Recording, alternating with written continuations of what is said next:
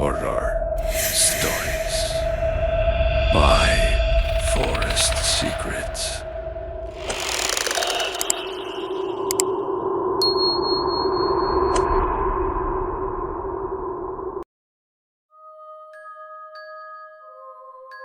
Sa probinsya, may mga lugar na hindi na kailangang lagyan pa ng babala.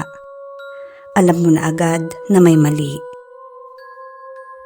Isa sa mga lugar na iyon ay ang lumang paaralan sa bayan namin. At ito ang kwento kung bakit hindi na kailanman binuksan ang silid sa dulo ng pasilyo. Bagong lipat ako noon bilang substitute teacher.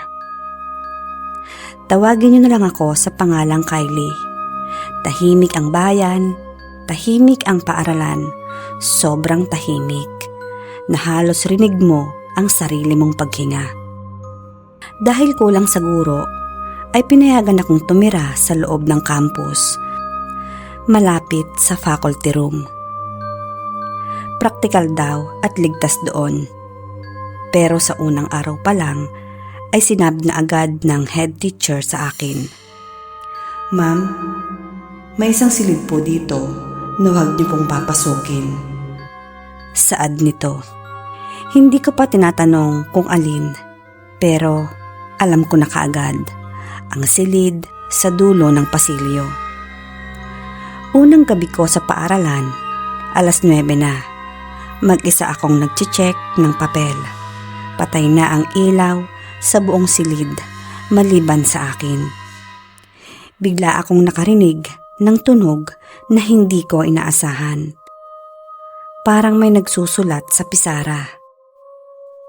Tumigil ako sa ginagawa ko at nakiramdam. Huminto ang oras pero walang klase. Walang estudyante. Walang dapat na nandoon. Lumabas ako ng faculty room. Mahaba ang pasilyo at madilim. At sa pinakadulo, bukas ang ilaw ng silid. Room number 13. Nanlamig ang batok ko ng mga oras na yon. Alam kong wala ng kuryente sa bahagi na iyon ng paaralan. Pero bakit bukas ang mga ilaw? Kinabukasan ay pinilit kong kalimutan ang nangyari. Pero sa ikalawang gabi, mas malinaw na. Habang naghuhugas ako ng pinggan, ay may narinig akong mga batang tumatawa. Hindi masaya ang tawa nila. Parang pilit. Parang umiiyak habang tumatawa. Sumilip ako sa pasilyo, sa ilalim ng pintuan ng room number 13. May mga paa, marami, parang may nagkaklase. Kinabukasan ay tinanong ko ang janitor. Hindi na niya ako pinatapos magsalita. Mahina pero nanginginig ang boses niya. "Ma'am, huwag niyo pong pansinin. Mas mabuti pong hindi niyo na malaman." Isang matandang guro naman ang lumapit sa akin bandang hapon. Umupo siya sa tabi ko. Hindi ako nagtanong. Tiningnan lang niya ako. Subalit nagsalita siya. Noong dekada 90, paninimula nito, ginamit ang room number 13 bilang temporary classroom. Isang gabi, may sunog sa kabilang building. Dahil sa gulo at panik, ay naiwang nakakandado ang klase sa loob. 8 estudyante at isang guro ang hindi na nakalabas ng buhay. At simula nga noon, ang sabi nila tuwing gabi, ay tuloy pa rin ang pagkaklase doon. Hindi ko alam kung bakit ako bumalik sa pasilyo noong gabing yon. Siguro ay sa kuryosidad. Siguro sa yabang ko. O siguro, tinatawag na talaga ako. 12:00 ng hating gabi. Tahimik, walang kuliglig, walang hangin, pero huminto ako sa harap ng room number 13. May mga boses sa loob. Boses iyon ng mga bata. "Ma'am, attendance po." Hinawakan ko ang doorknob. Malamig, basa. Pagbukas ko ng pinto, may estudyanteng nakaupo. Subalit itim ang mga mata. Sunog ang balat. Sa harap nila, isang gurong walang mukha. Sabay-sabay silang tumingin sa akin. "Late ka na," ang sabi ng guro. Biglang sumara ang pinto sa likod ko. Kinabukasan nga ay natagpuan ako ng janitor sa pasilyo. Nakatulala, nanginginig sa takot, at mahigpit kong hawak ang isang papel. Ang attendance sheet. May 9 na pangalan at ang huli ay ang pangalan ko.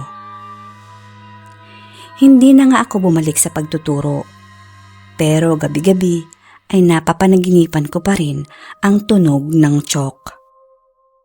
Ang tunog ng chalk sa pisara. At ang boses na pabulong. "Ma'am, may klase pa po." Hanggang dito na lang ang aking kwento. At sana ay nagustuhan nyo. Kylie ng Batangas. Tawagin nyo na lang ako sa pangalang Liam. Mahilig akong makinig ng katatakutan, kaya gusto ko ring maibahagi ang aking karanasan. Bata pa lang ako ay nakakakita na ako ng mga bagay na hindi nakikita ng pangkaraniwang tao. Noong mga panahong ito, sa Cavite pa kami nakatira. Village ang tinitirhan namin, kaya naman sobrang tahimik ng buong lugar. Kung minsan ay aakalain mong walang nakatira sa mga bahay. Unang beses na nakakita ko ng espiritu. Hapon yun at nasa loob ako. Dahil nga bata pa ako noon, kapag pumapasok ako ng CR ay iniiwan nilang nakabukas ang pintuan. Makulit kasi ako noon at pilit ko talagang pinaglalaroan ang bathtub. At dahil na makulit ako, ay nakikita ko yung hallway papunta sa laundry area ng bahay namin. Naalala kong naglalaro ako noon.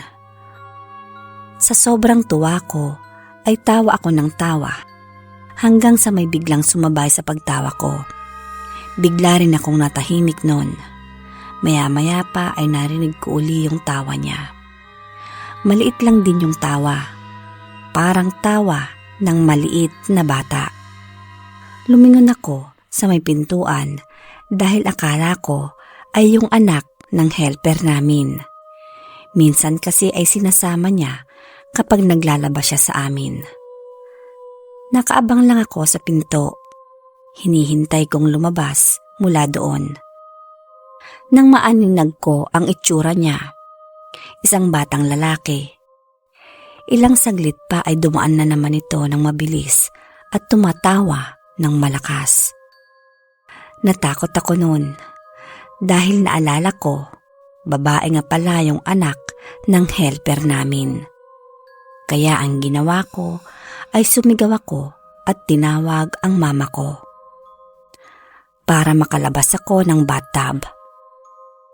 Ilang sandali pa ang lumipas, doon ko na-realize may mga bagay-bagay akong hindi pala nakikita ng mga kasama ko sa bahay.